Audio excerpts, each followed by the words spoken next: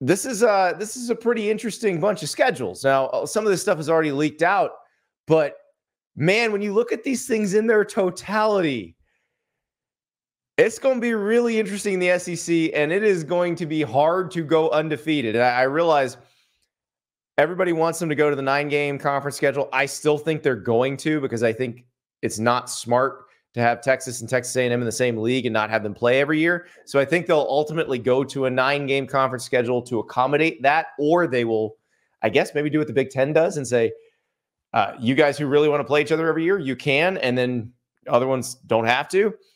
You could probably stay at 8 that way if you wanted to, but I think probably we'll see them move to 9 after 2025, because they can just flip these this year, play them in 2025, and then in 2026 they can start with a 9-game.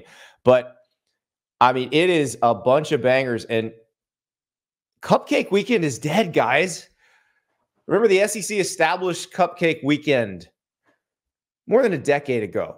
Basically, the week before rivalry week, the Saturday before Thanksgiving, SEC teams would play just absolute garbage opponents so that they could get easy wins and rest up for their rivalry games. That is not happening anymore. So we'll start. I realize we're starting in November, but I feel like that's important because this is one of the bigger developments of this new schedule. November 23rd. So this was the day when you would have seen all the Cupcake games. And there's still a couple. Like, you still have UMass, Georgia, UTEP at Tennessee. But you also have Texas A&M at Auburn, Ole Miss at Florida, Kentucky at Texas, Missouri at Mississippi State, and, oh, wait for it, Alabama at Oklahoma. So our complaints were heard. More than likely, the people at ESPN looked at the ratings of those terrible games, and when they clustered all of those terrible games together and said, okay, please don't do that again. If you'd like us to pay you more money, please don't ever do that again. I don't think they're ever going to do that again. And it has created some crazy closing kicks to the season. So I mentioned Alabama's playing Oklahoma on the Saturday before Thanksgiving, which means Alabama closes with Oklahoma and Auburn. And I think Auburn's going to be better next year. You look at the way Hugh Freeze is recruiting. You look at his history at Ole Miss and Liberty. That's going to be a better team next year. So that is a rough close to the season for the Crimson Tide. Oklahoma, meanwhile, they've got Alabama, and then they close with LSU. Welcome to your new league. This is probably hazing. Speaking of newbies, Texas doesn't get the closing kick like that. Now, they do close with Texas A&M, which is the game we all want to see. That game's going to be at Kyle Field on November 30th. We think those last week games can be on Thursday or Friday, they warned. I would imagine, the Egg Bowl will be on Thanksgiving. Might see Texas and A&M on Black Friday. Never know. But Texas plays Oklahoma and Georgia in back-to-back weeks, October 12th and October 19th. That is brutal. That's brutal.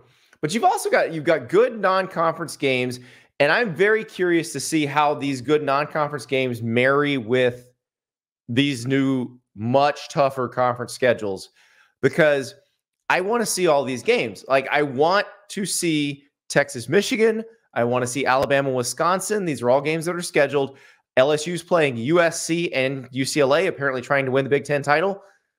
I want to see all those games as well. Georgia's playing Clemson. So with any luck, when the playoff selection committee deliberates, it will consider the difficulty of these schedules. And for Michigan as well, or for Clemson as well, for all of the teams that are taking part in these types of games, hopefully the committee will consider the difficulty of the schedules, because some of these teams are just playing absolutely brutal schedules. But it looks like a ton of fun.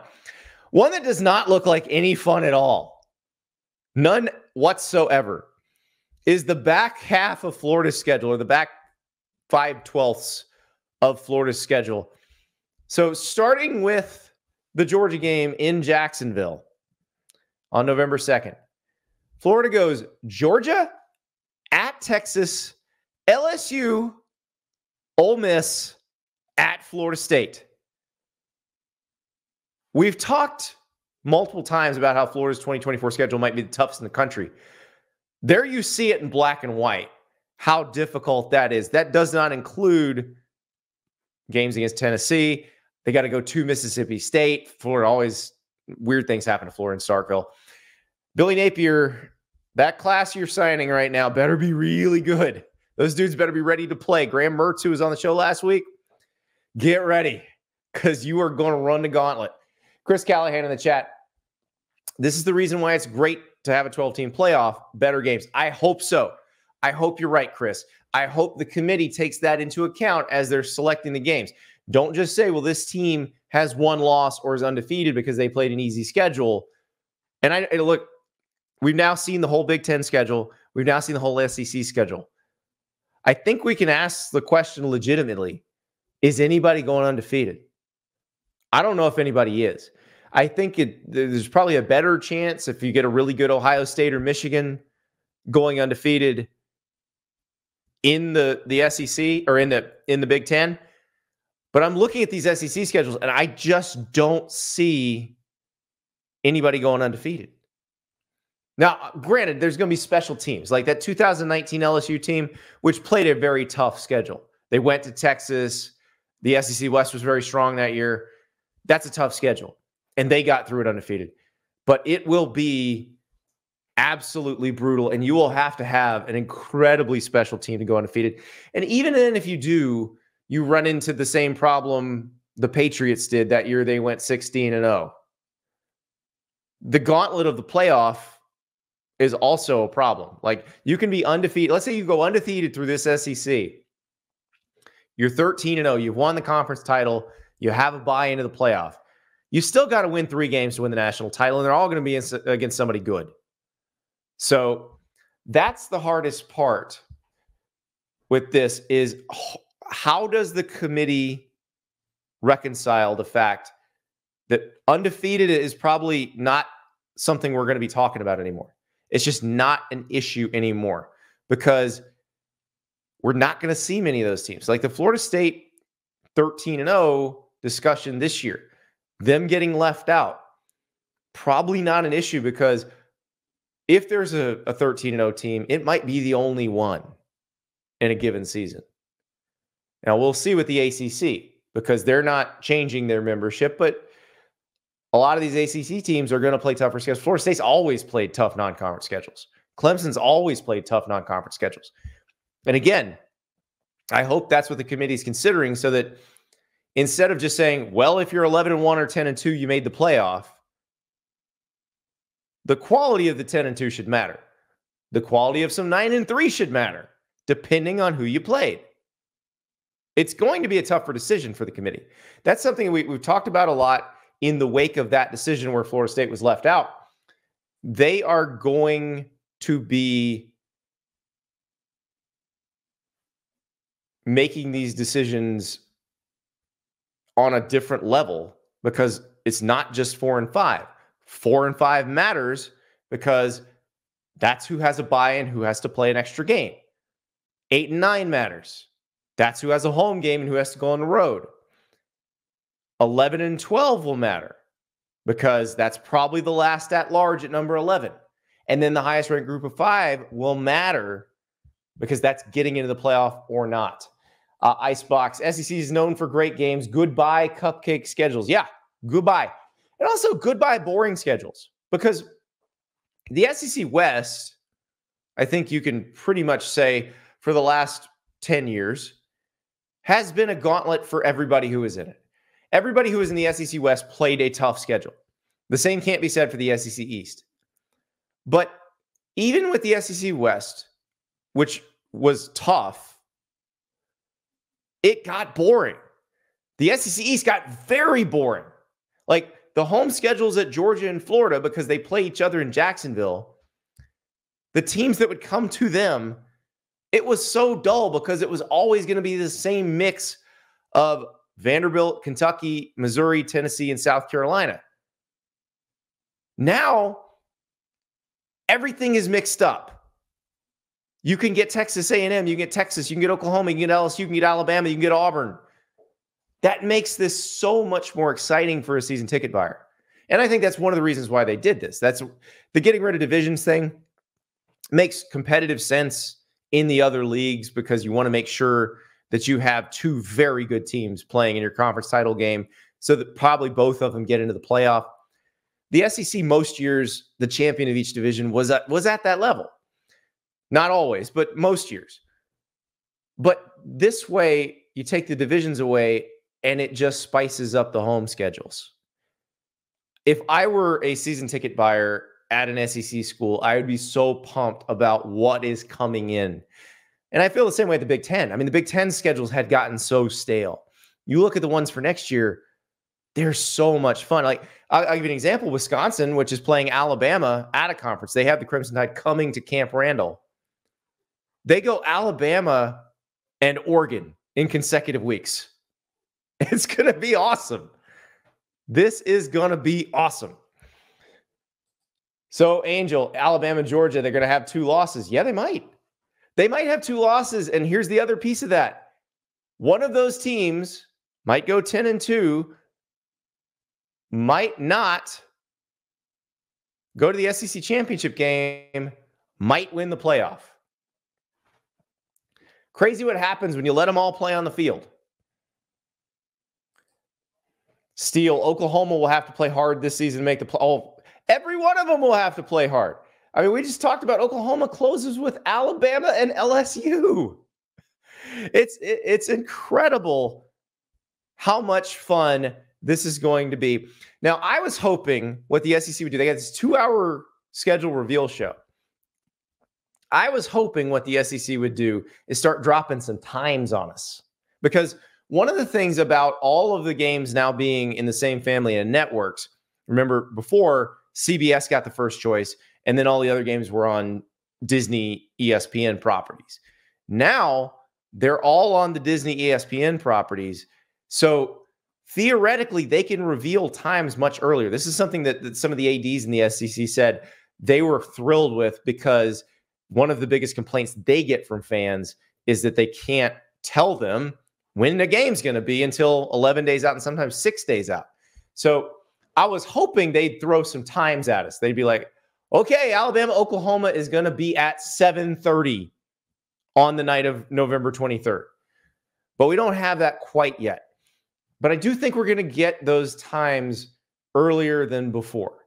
Unless Greg Sankey is going to come on this TV show and pull a Steve Jobs in One More Thing situation tonight. But they do have 45 minutes left to fill. But I would say by Memorial Day weekend, which is usually right after the Memorial Day weekend, they have the SEC spring meetings in Destin. Historically, they would reveal some game times. CBS would get some games that they'd say, we're definitely taking the Florida and Georgia game. We're definitely taking the Alabama LSU game. We're going to play it at 8 p.m. Eastern time. And that would be that. You get a few. You get a little taste. But I think there's a chance you could see almost all of them months in advance. And what one AD told me is the way they would like to do it, and I think Greg Sankey has said this publicly, what they would like to do is at least be able to give you a window and say, this game, several months out is going to be a day game. This game's going to be a night game. We don't know what TV network it's going to be on, but it's going to be a night game. So it may be on ABC, it may be on ESPN, it may be on the SEC network, but it will be at night. And I think that probably helps to get everybody, one, excited, but also get them planning. All right, our producer River has some notable matchups to throw up on the screen. Here we go. So Georgia at Alabama on September 28th. We do have a time for that one. That's a 7:30 Eastern time ABC game. So get used to these games on ABC. It's a Disney property, but over the air, just like CBS was. But the difference is it's not necessarily going to be 3:30 is the best game every week. They're going to split that up between 3:30 and 7:30, and you may see double headers on ABC. So Georgia at Alabama, September 28th. Florida goes to Texas on November I can't even see. I'm blind. November 9th. Georgia at Texas on October 19th. Texas and Texas A&M, we mentioned November 30th. That is the return game. The last game in 2011 was at Kyle Field. Texas won, I believe, on a walk-off field goal. We know those two don't really get along. Tennessee, Oklahoma, September 21st. That's going to be a fun one. Mentioned Alabama, Oklahoma on what used to be Cupcake Weekend. Is definitely not Cupcake Weekend anymore. How about Oklahoma, Missouri on November 8th? Oklahoma, this ain't going to be easy for you because Missouri's going to be good again next year. So they have really loaded up for the newbies, but I definitely think we're going to get time sooner. And I think that should make everybody a little bit happier. I know everybody has increased their level of conspiracy theory-ness with all the games from the SEC going on ESPN, but I do think that will be a little more user-friendly aspect of this arrangement. Steven says they did Florida dirty with the back end of the schedule. Again, that is the toughest closing stretch of any schedule I think I've ever seen in my life. So Billy Napier, good luck to you. That's going to be, I'm trying to think, like any team is going to have a hard time with that.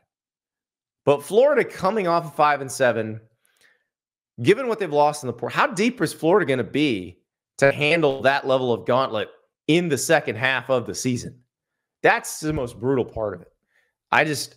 I will be very curious to see how all of these teams fare and if anybody can go undefeated. Again, just looking at the schedules, eyeballing them right now, especially given some of the more marquee out-of-conference games that teams clearly scheduled in anticipation of an expanded playoff, there's probably not going to be an undefeated SEC team next year. And look, it's okay.